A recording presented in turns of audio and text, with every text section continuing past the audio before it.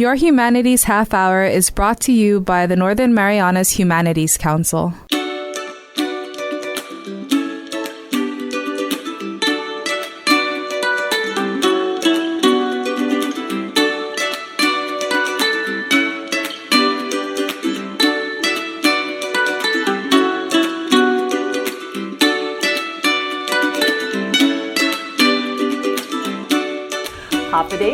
Welcome to Your Humanities Half Hour. I'm Catherine Perry, and today we're going back to school with the CNMI public school system. They're here with us today to help our public school students and their families get an idea of what to expect this school year. So school is starting on September 8th. And we have on the first half of our show the Commissioner of Education, Dr. Alfred Ada, and the Acting Associate Commissioner, Eric Magofna, here to give us a big picture of what parents and students can expect. Gentlemen, thank you so much for making time to share today. Thank you. Thank you for having us. I understand the theme for this decade for PSS is reimagine, re-engage, and reopen. Definitely it applies to this year. What does this theme mean to our PSS family here in the CNMI?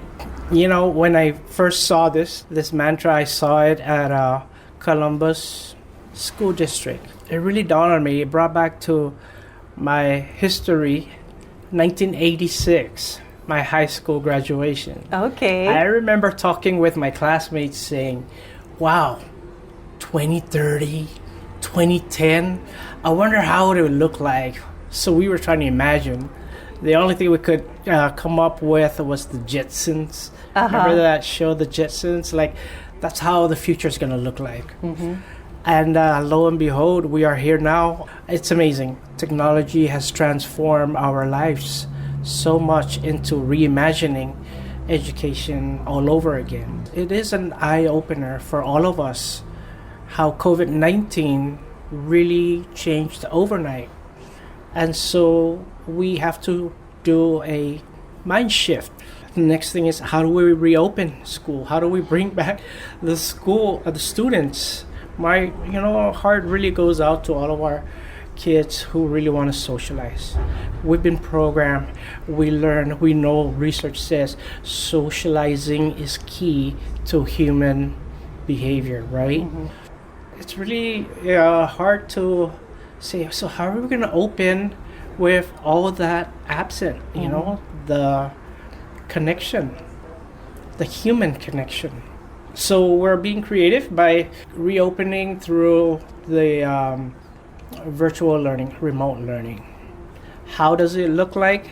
It's like what we're doing right now. We have our Zoom, everyone chimes in, then they have on the chat, and then they put in their 2 cents or they ask questions. And so there is a way to do teaching and learning through technology. And then the teacher can also give direction through their virtual platform by giving them directions like, okay, so let's do 5 jumping jacks. Let's learn our numbers. 5 jumping jacks. And so that is the new, how we are going to reopen education. It's a new teaching, new learning. It's a new decade. September 8th is our target, and we still stand on opening the school on September 8th. We want to open up with orientation first, teach the student and the parent how to open up the Blackboard Ultra, which is the platform that we'll be using for education to teach and learning. So when and how will orientation for the parents take place? And I know we have a couple other representatives from PSS who will get more into the detail, but since you mentioned it, what can parents expect? Okay, so today is August 24th, 2020. As of today, we are still staying with what we had already planned, which was September 8th. We will begin by bringing in 10 parents and their child, 10 only, 10 or less, we will invite them to come to the school to attend this orientation. This orientation, again, is to teach the parents and the students how to take care of the laptop and how to get on the Blackboard Ultra platform and how to log in to their grade, to their class, to their teacher, and onward. I think it's important, as you mentioned today's date, specifically the date of this recording, because we are recording ahead of time, because this is a situation where you have several plans, and depending on what's happening with COVID-19 in the community, that will decide what plan you're implementing. So it's important that families stay aware that this is the plan as of today, but if things improve, in the next few weeks or something like that, then there may be another form of learning that will be going on. So thank you for mentioning that this is where we're headed as of today. Yeah. Yes. Eric, you've been involved in a very important part of this process, which is in safety, ensuring the safety of students for this year. And if we are starting off with entire remote learning, I think that makes your job a little bit easier, but you're looking to the future. What will it look like if we do start going back to the classroom, or where are you at now in the work that you're doing? Good morning, Kathy. Thank you for the question. I know that there's a lot of parents and stakeholders out there that are really curious to know what safety measures PSS is taking to ensure their child's safety when they do come on campus, when the day comes where we do face-to-face instruction. And so PSS, we are working in collaboration with DPW, specifically the Building Code, and CHCC, the Environmental Health Office. And what those two agencies were tasked with by the governor was to ensure that PSS adheres to all the safety guidelines for COVID-19. So right now, PSS, we have a team going around to each of the schools to model classrooms in each campus to give an example to the principals and the teachers as to what a COVID-19 ready classroom should look like. So what a COVID-19 classroom should look like is the desks are 6 feet apart. There are signage all over the campus directing students where to go. Signage for face masks used at all times. So face masks must be worn at all times while on campus. And then also the sanitizing stations for each classroom and office. And for some of the facilities where social distancing is much harder to control, we need to install barriers to ensure that students don't mingle. So one example for that would be the restroom facilities. So there's that, and then there's also the busing piece. Now with the transportation, the traditional bus can usually have up to 60 students inside the bus at one time. However, with the new COVID guidelines, it'll be one student per seat per row. So the number now for the bus would be up to 20, actually 22 if I'm not mistaken. And that will help with the social distancing, and also all students prior to boarding will be temperature screened. We really would like to ask the public, the parents, that the safest way to get our students, your child, to the campus is by them dropping off and picking up their own child.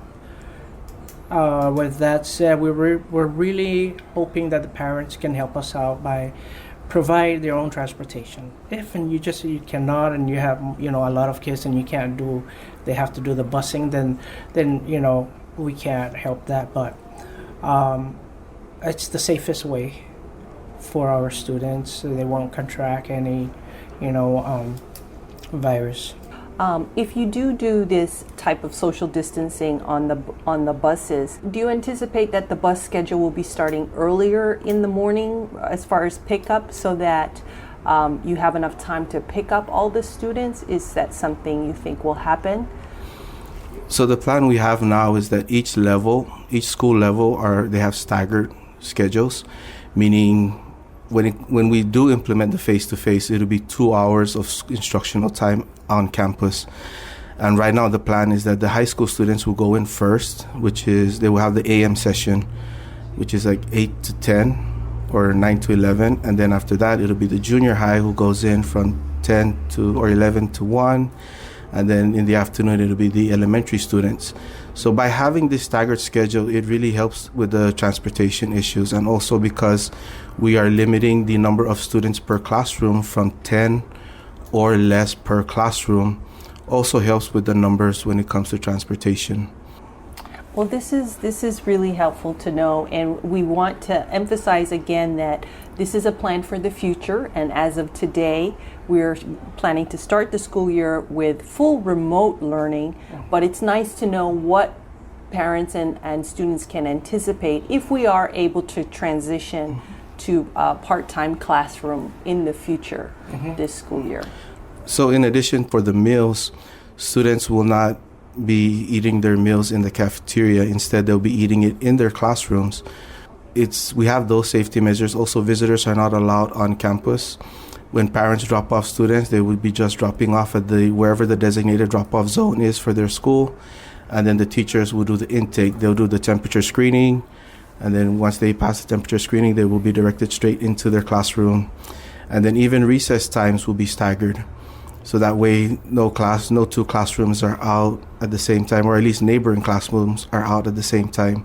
So we are really taking a lot of steps to ensure that the safety of our students and also our staff is priority. You know how we have fire drills? Yes. Earthquake drills, tsunami drills? Well, we're going to have a COVID-19 drill, okay? Because it takes just one suspected case. If a teacher reports that a student is coughing or coming up with symptoms, we bring that child to the isolation room. Okay. But everybody has to remain calm. We are coming together to put a guideline that every teacher will be responsible for their students. Yeah, I like what you said about remaining calm, because I know, like, when I find myself starting to cough, we shouldn't assume that because a child is coughing they have COVID, or even because they were taken to the isolation room. Well, thank you so much for sharing this big picture of what we can anticipate this school year. Any final thoughts before we go to break? Yeah, I just want to say that a lot of parents, you know, we did a survey of parents, like how many will be sending their child to school and how many will be holding their child at home. So with the 2,000 respondents, half of them, 50%, said they're willing to let their child go to school. But then 50% also say, oh no, I'm keeping my child at home. Okay. I totally understand. I get it. So how are we going to work with that data? We decided to do the hybrid remote.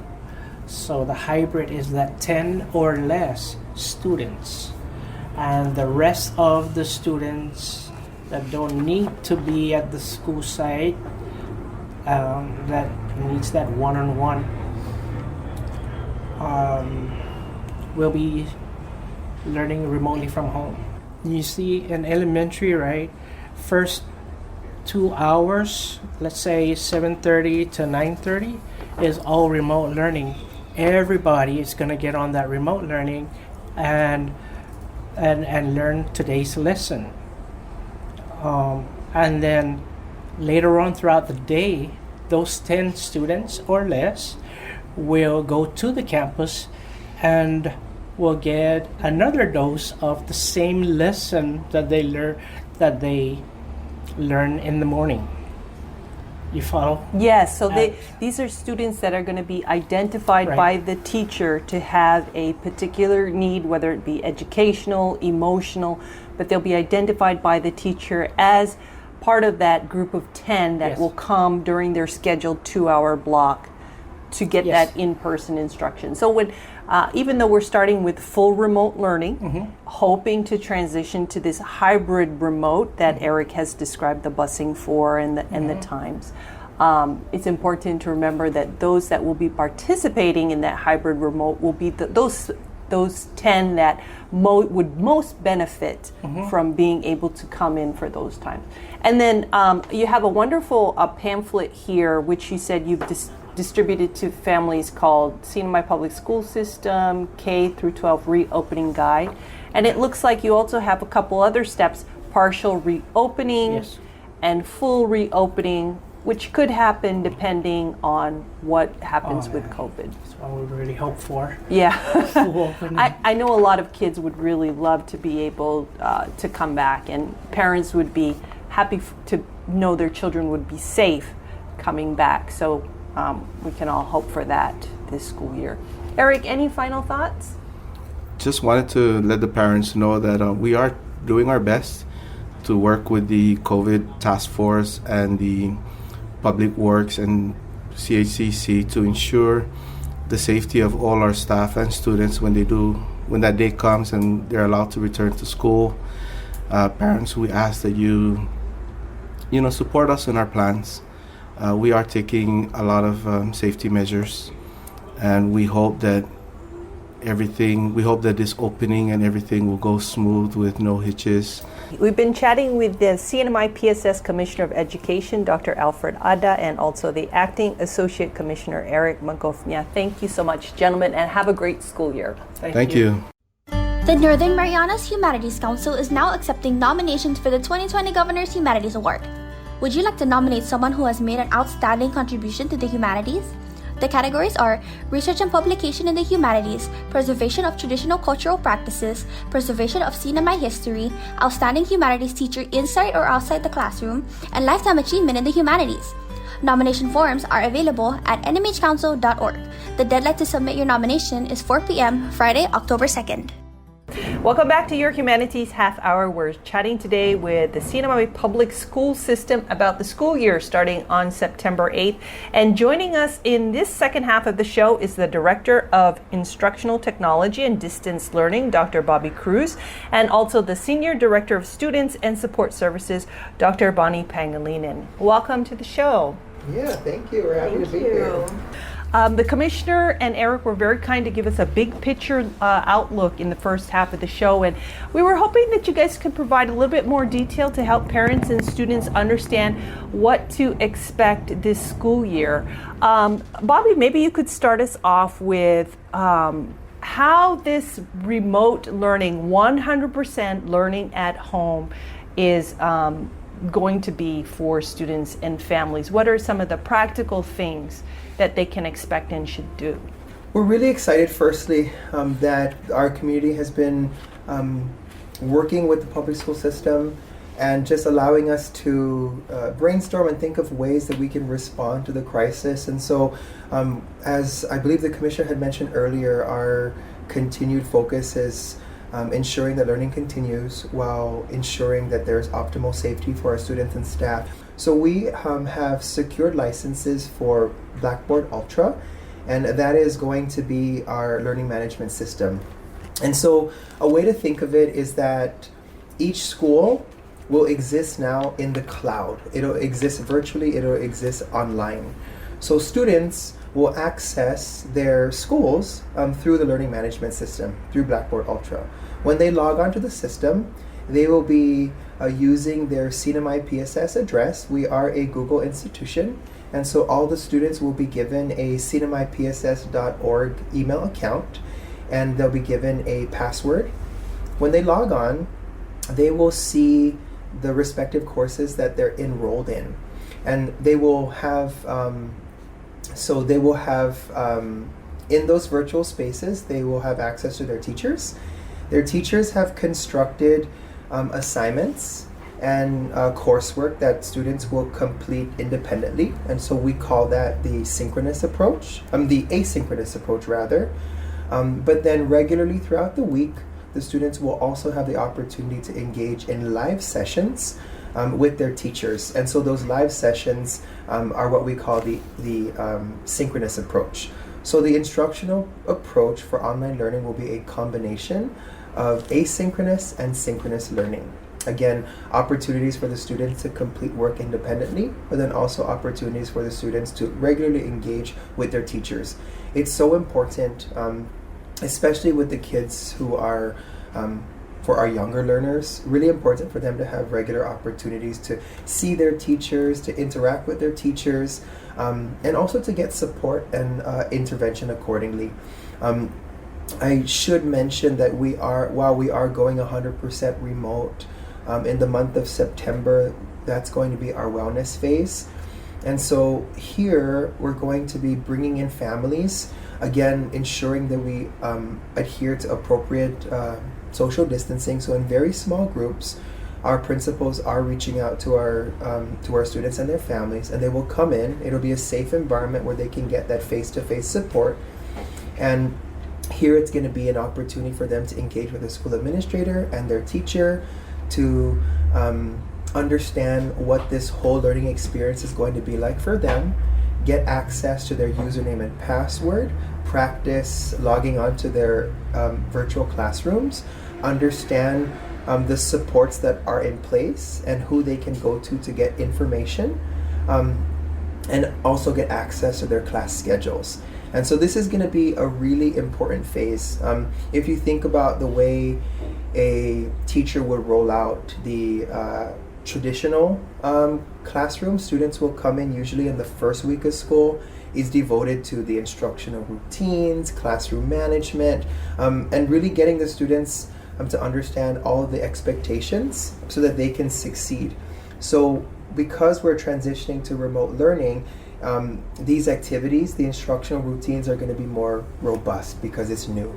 And so instead of having just a week to do that, we need an entire month. And again, that really comes because we need to make sure that when the families come into our school, to our school spaces to engage face to face, that it's a very safe environment. So as of today, then, if I understand correctly, there will be an opportunity for parents and students to come in during the month of September for this personal kind of orientation about the Blackboard, about making sure they have their email and password.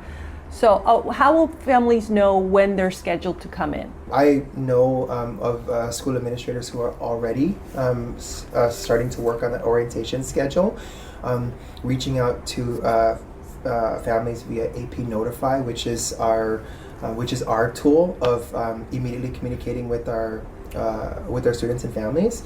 Also, they have they're making phone calls, they're sending emails, and with certain cases, they're actually probably going to make home visits. And so this is going to be a robust operation to get our school families in, so that we can execute this orientation.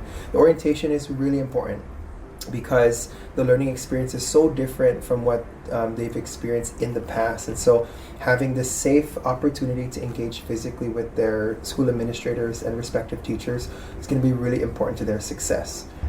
So it sounds like school will start on September 8th, but orientation, families' orientation may happen after that, but they should have their students start engaging in the classroom work, even though they may not have had their orientation at the school yet, correct?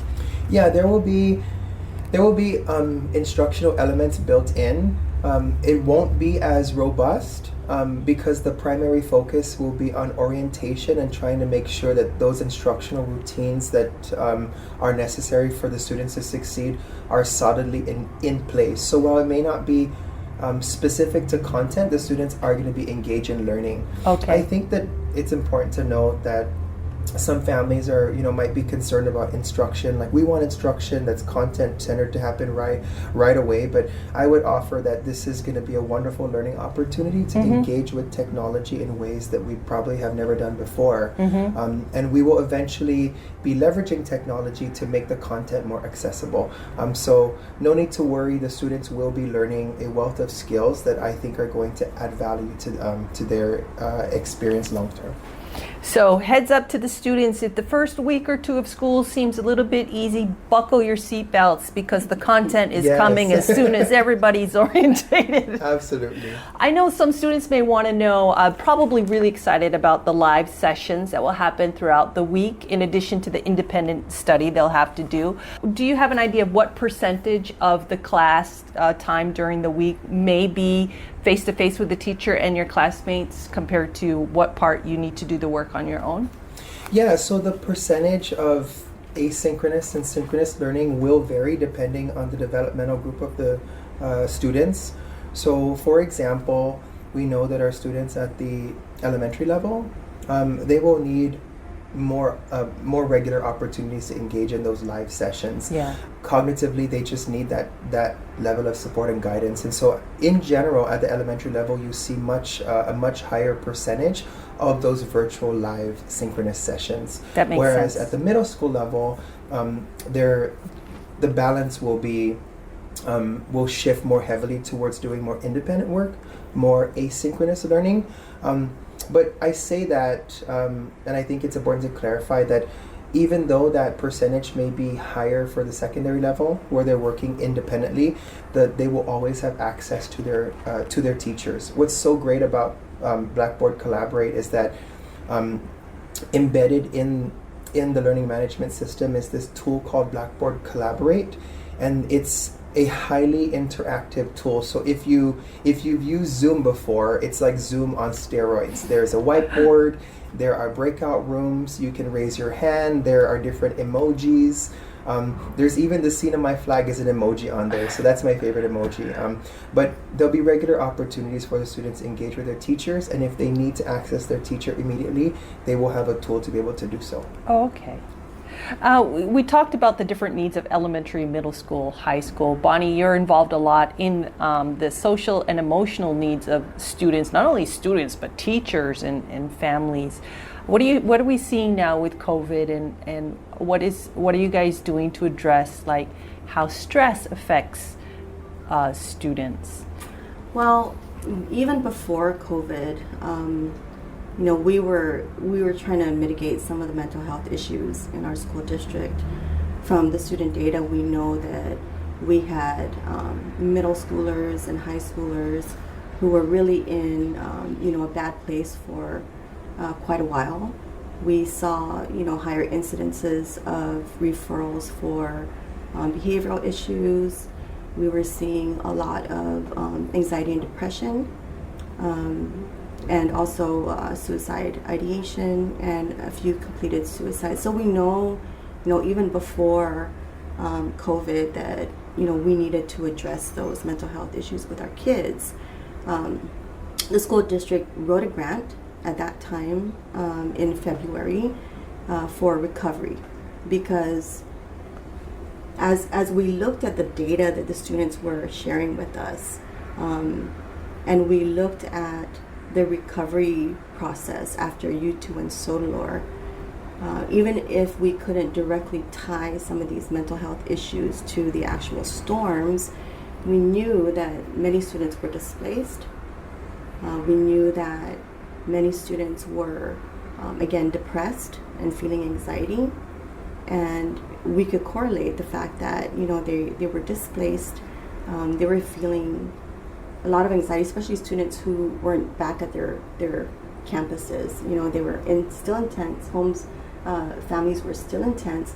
And so on top of all of this depression and anxiety, we were seeing, the recovery phase just prolonged. So we wrote the grant to actually address recovery, and PSS received that, or Student Support Services through PSS received that grant. It's called Trauma Advised Student Advocacy Grant. It's TASA. So as the pillar in our culture holds up our laddie homes, this would be supporting all of our students and our families and our teachers, and it was really written to bring awareness about what it means to be trauma informed in our schools, not just to acknowledge mental health issues, not just to acknowledge the fact that children and staff were experiencing trauma, but to actually identify what that might look like in the classroom. So as an example, sometimes, we see behavior in the classrooms, and we assume it's because of, behavioral issues, family issues, and other things that, I think, we can generalize for kids. But becoming trauma informed is really about identifying why that behavior is manifesting itself, what might be the root causes of that behavior, and then how I can respond to that to support the students. So that's, something that we have been trying to work with. And then when COVID happened, trying to find alternative ways to reach our students and our families. We have mental health service providers at the PSS who are amazing people, and who have had to learn with the rest of the district how to utilize technology tools. And so when we couldn't reach out to kids and families because we couldn't physically meet with them, they provided opportunities and are continuing to provide webinars online. And as the school year opens, we are actually getting ready to roll out the entire month of September, which will be focused on trauma informed practices in our schools. So with the online learning, how are we going to ensure that every student has access to the internet so that they can participate? We did a lot of preliminary surveys, and what that data has showed us is that we have about 20% of our student population that are going to need technology support, whether it's a laptop device or connectivity at home. And so we have prepared, we have allocated funding to be able to procure those resources. We have enough tech devices. We've also are in the process of procuring Wi-Fi devices. And so our school administrators are going to work with their families to determine who are the students that really do need this level of support, and making sure that those families get priority access to these resources. Our goal has always been to ensure that learning continues, and so we need to make sure that we have the resources for the students to be able to access the learning, because the primary mode of learning is going to be carried out remotely.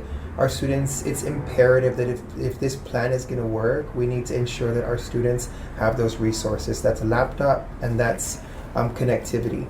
We are also aware that we have students without power, and while it's a very small percentage of the population, we need to strategize for how we can leverage our school spaces in a way that is still in compliance with the EO, so that our students who don't have power can access those spaces so that they also can avail of the learning that they are entitled to. We hope that wellness phase that I discussed earlier, the month of September, is going to be really important, because a part of the orientation process will also be a process of disseminating those technology resources. So if you're a parent and for example, your child doesn't have access to a laptop or MiFi, the way to get that would be at the orientation, which is coming up in September. Yeah. You'll be contacted by the teacher and we should arrange say that. The orientations are not going to be like the traditional orientations where we have groups of parents, right? Yeah. It's a very intimate conversation about different factors that contribute to student success. So it's going to be me talking to you about your child, about technology access, about mental health issues, about academic performance, and trying to determine how we can best support individual students.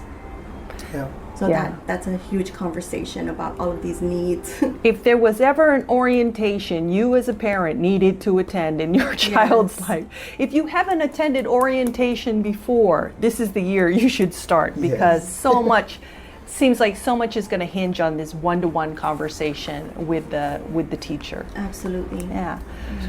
So Bobby, I know that I gave you a bunch of questions, and I'm not sure we have time to cover all of them, but what are some of the common questions you feel that students or families might have that you can hit us with before we wrap up today? Well, I think just thinking about some of the questions that I've been asked by students and also considering the questions that you sent me, I know that a lot of the students are curious about whether they will still be, like, when they attend school online, will they still have the same classmates at their school? So the answer is yes. So your virtual school, so if you go, for example, to Cha-Cha Ocean View Middle School, think of your virtual learning experience as still going to Cha-Cha Ocean View Middle School, but virtually in the cloud. So all of the same names and faces that you see on the physical campus, you'll see those same names and faces in the virtual spaces as well. I know that students are worried about meeting their graduation requirements, and so our school counselors are very well aware through the registration process. They are making sure that your class schedules are ready, so that way you are on track to graduating. In addition, we also have our student portal program, which will also run. So for the students who are interested in seeking advancement, taking AP courses, that student portal will also be there. So nothing is going to change except for the fact that your learning is going to happen virtually. And I know that there's a lot of, there's a lot of steps that go along with that, but we'll get through this. And so we just want to, I think for me, it's just thanking our students for their willingness to take on this challenge. And as Dr. Pangelinan mentioned, it's a very stressful time for everyone, and everyone's wanting to know what is my learning experience going to be like. And so that orientation, just to stress what you had mentioned before, it's going to be so important. There's going to be clarity and direction when you attend those orientations. I also want to encourage folks to check, parents who are listening, to visit the CNMI PSS Facebook page. The public will be getting more information from PSS as the school year approaches. So if families have questions, who is the best person to contact? We created a email account. It's info@cnmipss.org. And again, that email address is info@cnmipss.org. And then additionally, on the reopening guide, which is also on the PSS Facebook page, all the numbers for school administrators and district administrators are in the back. So if they have questions about curriculum and instruction or special education, all of the directors are there, and school principals. Definitely. And so this opening guide is available on the Facebook page. Yes. I would recommend that every parent download it. It talks about registration, and like you said, that contact information is so important. I want to give a shout out to our teachers in particular. They have been engrossed in some very challenging learning to prepare themselves to provide education remotely, and they've just been such troopers.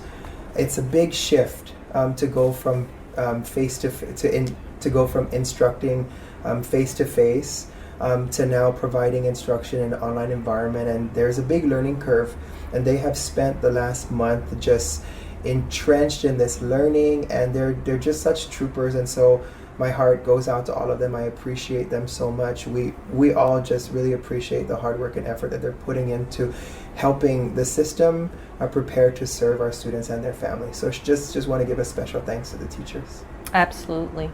Boni? And our families, I think our families, have been also dealing with so much uncertainty about schools, just waiting to hear word. And I want to thank them for their patience and their trust in the public school system. It's been a difficult time, but we really are, trying to make those decisions that are going to benefit the kids' health and well-being. We're excited to welcome them back at the orientation. We're excited to hear, what are the supports that they need from us, and work with them this school year. And rest assured, we will find a way to open school so that all kids can learn.